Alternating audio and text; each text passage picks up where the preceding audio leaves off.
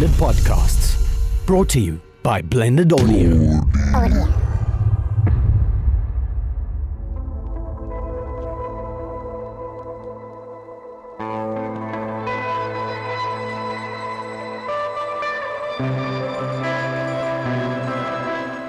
I was walking down the street this one day and I saw this guy and he looked at me very peculiar with a peculiar look on his face, and he was just like, dude, aren't you that guy from Sound Vibes? I'm like, no, that's not me. Why would that be me? Like, how do you even know what I look like? We don't have a visual presentation of what we do, what we look like. And he just said to me, well, dude, maybe it's time you upgrade, Maybe you need to like just have a video. Oh, we're live? Oh, shit. Hey guys, welcome to Sound Vibes. Hi, it's Nate and Patty McD, and now we see your mind. Stop looking there. That's bad. Now we know what you lose sleep over at night. Like, we should just do a video. You've exposed yourself now. No, I've exposed the business. The business, yeah. We're in it for this audio thing just for a little while, and then next thing you know, it's like, oh no, you can see us now. Oi, I don't know how I feel about that. It means I have to put on proper clothes and straighten my beard before we come please, and record. It's not like you're in your PJs or anything. Oh. Well, I don't know. Well, you look presentable. I'm definitely in my PJ face. Oh, come on. You sounding like your wife there. I'm in my PJs. Yeah, no, my wife is chilled. It's me that gets self-conscious. Oh, so okay, so you're the okay. All right. So you're saying no video? No, I don't know. No video. Let's think about that. Let's talk about it afterwards. Why don't we get the feedback from the people listening? That's a thought. Do you want to see us like ramble and see our facial expressions and how we're like, Why no, would they want that? don't see that. No, yeah. Can't unsee it. Oi. I can't unsee it. Yeah. Like I look at Cross and you, and I'm just like, what are we doing here? Yeah, but we're shouldering this burden on behalf of our listeners. What listeners? That's a good question. Where are you guys? Show yourselves. Yeah. Please. Give us feedback. Tell us what you want us to talk about next, because today we're going to talk about what we want to talk about. What do we want to talk about? Not what you necessarily want to hear about. That's terrible. That's rough, bro. No, I'm sure Be nice to our audience, please. No, I'm sure they do want to hear about it. About what? So what once you... No, man. Give me a chance. So, right.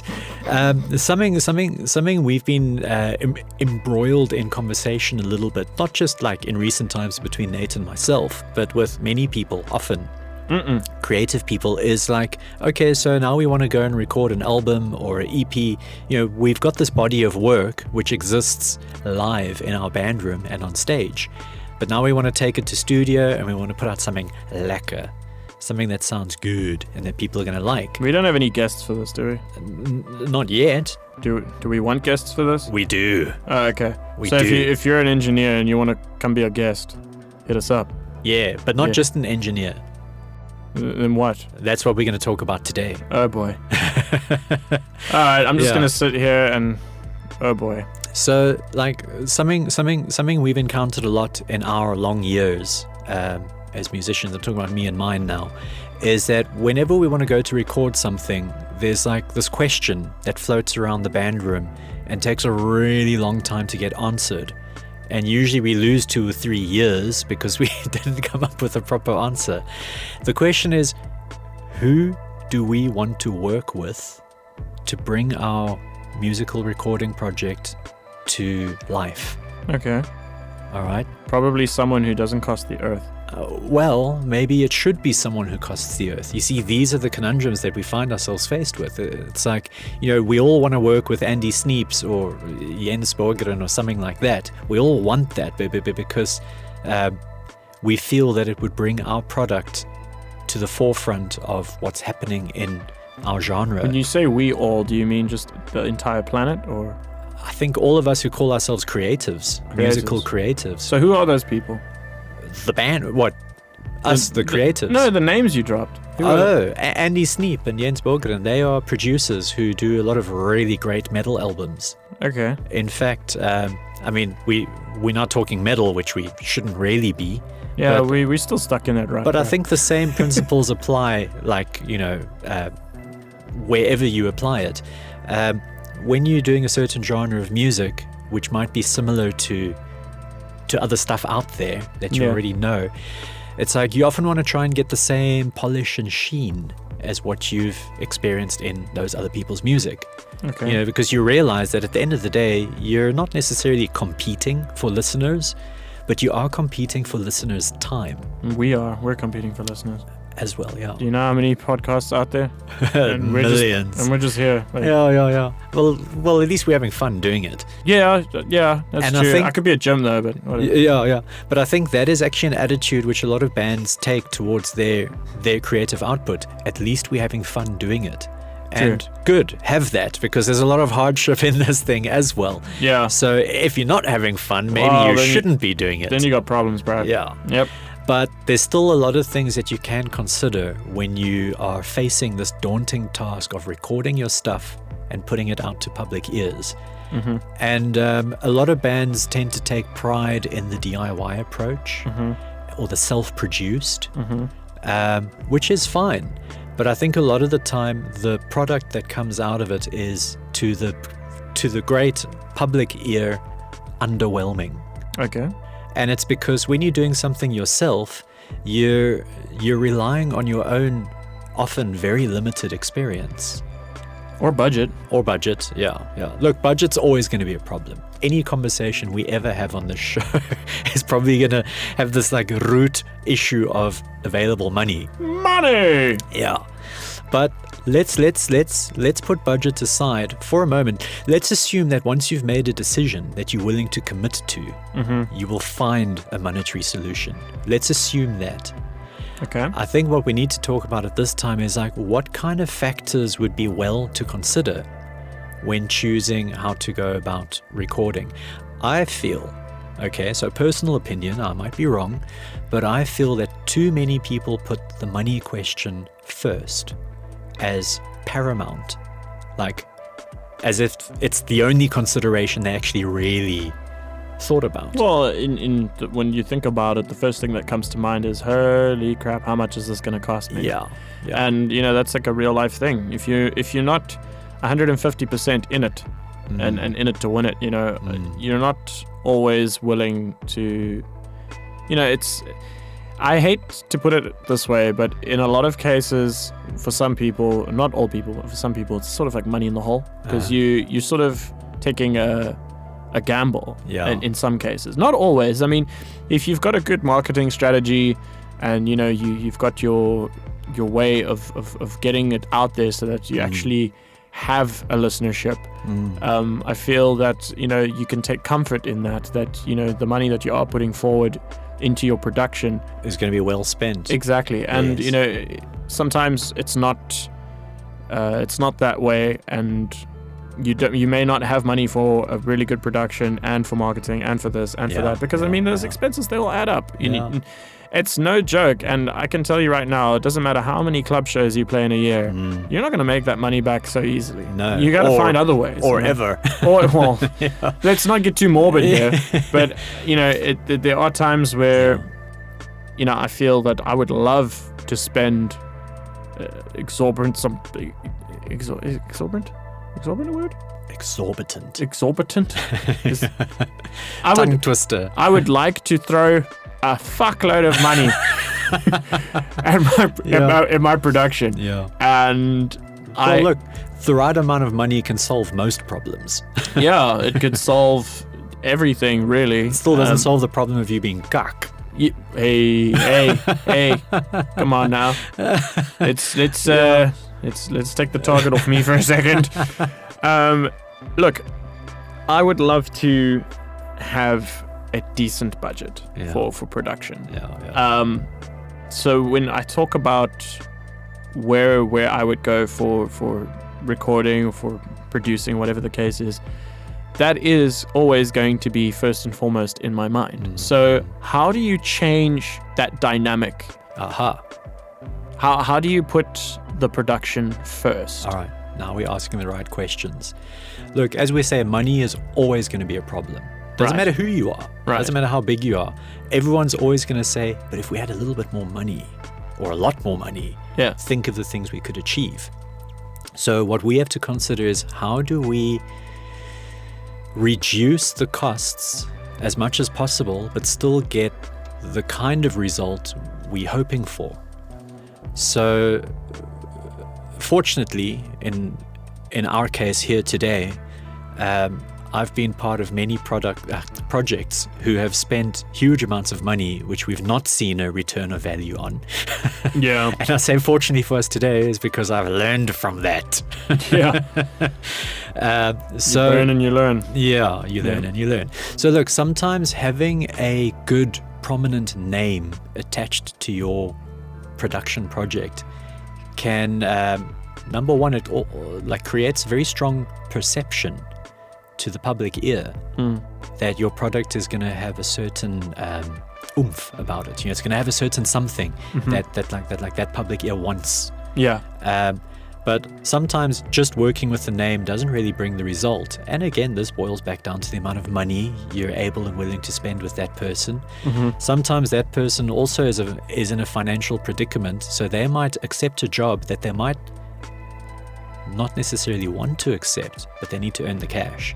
Okay. But that's a bit of a different topic, which we will get to in today's discussion. Okay. So the thing is, how do you as a band decide who this person is going to be that you're going to record with if you're not self-producing?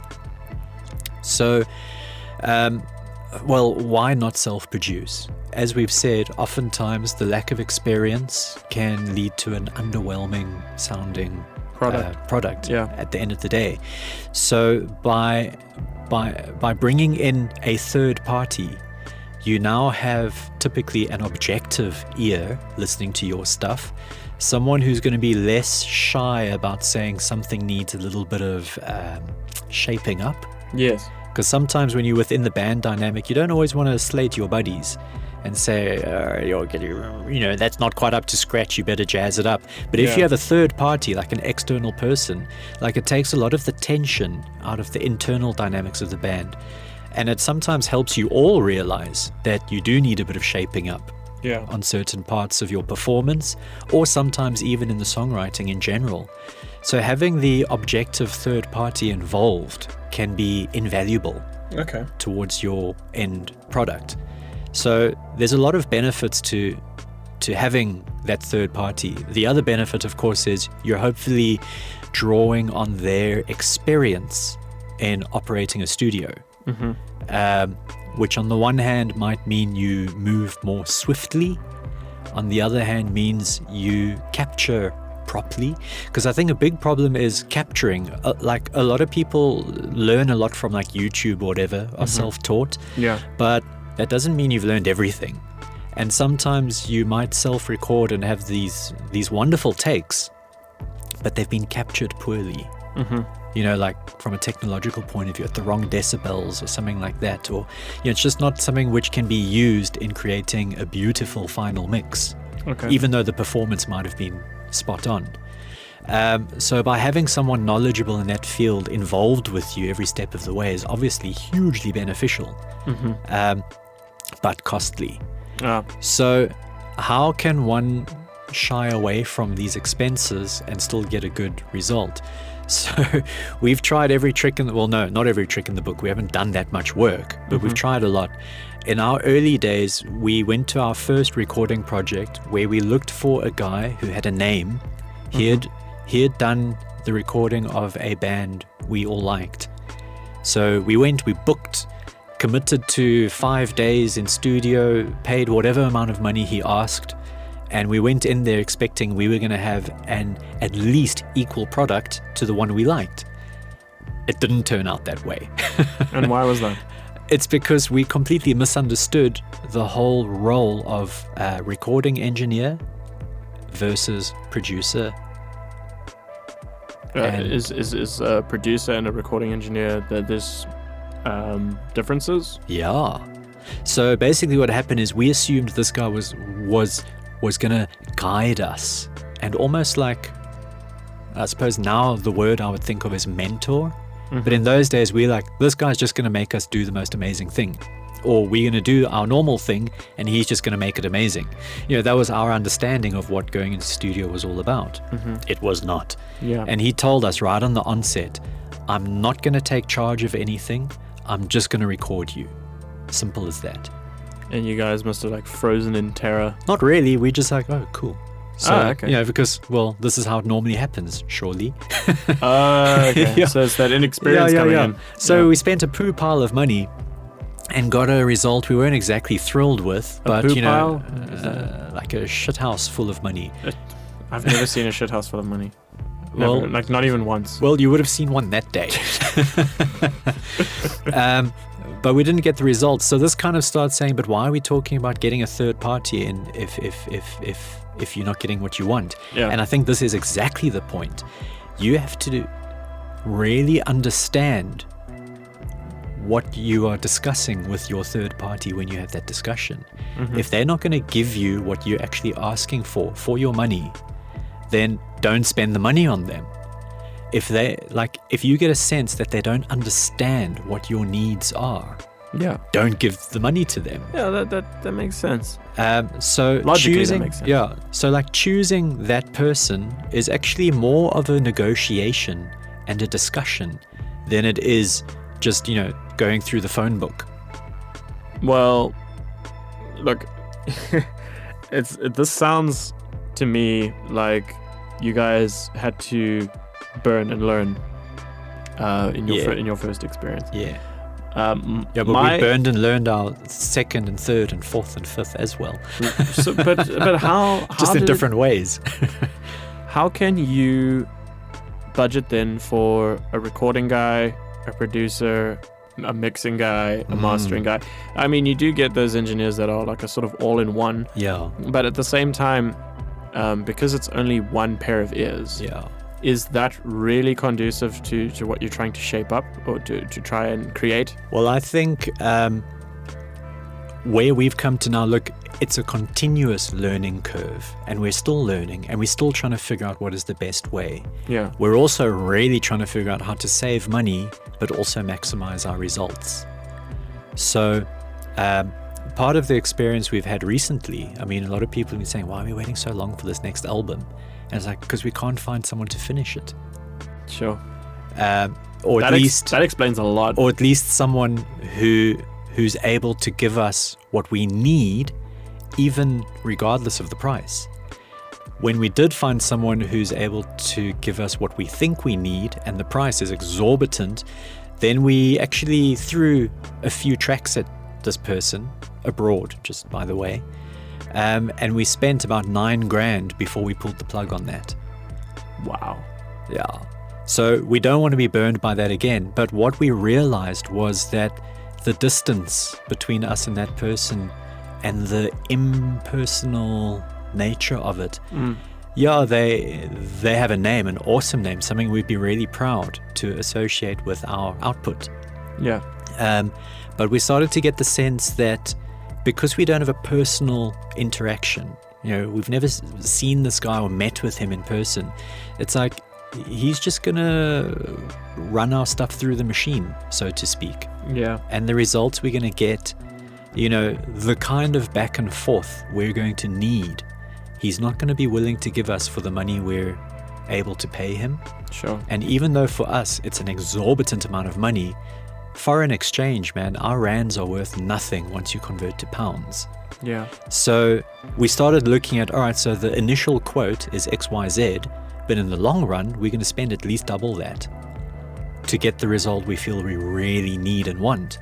So we were like, no, pull the plug. Wow. Cut those losses, pull the plug, find someone local who we get a more sure feel, a more personalized feel that they're going to work with us every step of the way.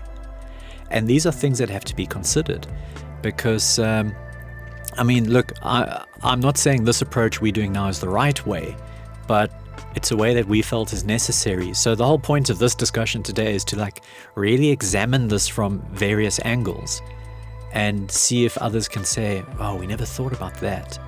when we were making these decisions. Okay. So we started looking locally, and we worked with a guy in Joburg on one track, one of the same tracks, in fact.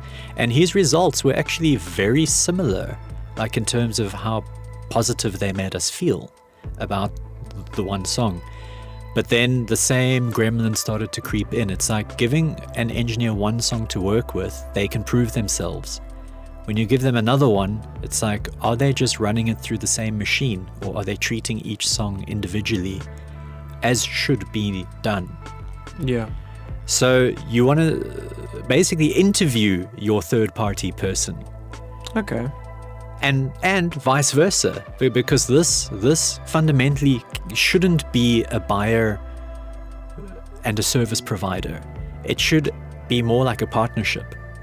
It Okay. should be like we are recruiting into our band another, dare we say, member who's going to help us to get the best possible result. I've found that a lot of times where I feel there's a stronger connection with, I mean, hell, I've only ever worked with like maybe 3 or 4 different engineers, Yeah. and for the most part, I feel that there was only one that I felt a personalized interest in the product. Yeah. Whereas the others were very, very machine-like in a sense, very mechanical, very cut and paste. Like, this is what we're going to be doing. Yeah. We're doing it this way, and we didn't really have much of a say at that point in time. Which, fair enough. We weren't paying a whole lot of money for that. Yeah. But when we paid the real money to the right guy, we got a more personalized experience, and we got more feely sounding tracks as well. It didn't just feel like here it is. Yeah. At least to us. I don't know how the audience interpreted the album, but well, I think at the end of the day, you as the artist, it's your responsibility to ensure that you feel good about what you're actually going to give to the audience. Yes. How they feel about it has to be subject to your artistic design. So what I've decided to do moving forward is to actually explore options and give yourself a lot of time to think it through, and to actually and not just jump into the first most affordable option. You have to mull it over, and you have to listen to some of the work that they've done previously, and also ensure that maybe give it a trial run with them, and see if, I mean, even if it costs you a little bit just to do a trial run, just to see if what they are giving you is similar to what they've done before, or if they actually are putting a unique twist on things to give you a more stand out sort of vibe. But I still, and maybe we can do this in another episode in future, but I still want to discuss the significant differences between just a recording guy, a mixing guy, mastering guy, a producer. Like, I want to sort of put them into columns so it's easier for our listeners to understand. Because I feel that those lines get blurred very, very quickly. Absolutely. And you do get people that do dabble in all of it. But are they the best fit for the project? That's another question. But the other thing you could also ask is, are they just a jack of all trades, master of none, or are they a specialist? What product are you actually going to gain, or what product are you going to build with this information? So personally, I don't know how I'm going to move forward with my projects yet, but this thought has been bouncing around in my head for the longest time, and it's obviously not just my call. I mean, it's the call of the collective. Which can be challenging. But But anyway, that's all we got time for today. Thank you so much, Paddy, for the insight and for the chat. And for the inner experience of losing bucks. Because I think, like you said, Nano, it's not always about going for the most affordable, but neither is it always sensible to just go for the most expensive. No, of course not. Of course. My feeling on it is you find the right fit, and then you spend whatever it takes to accommodate. however you can manage that. Absolutely. Yeah. Agreed. 100%.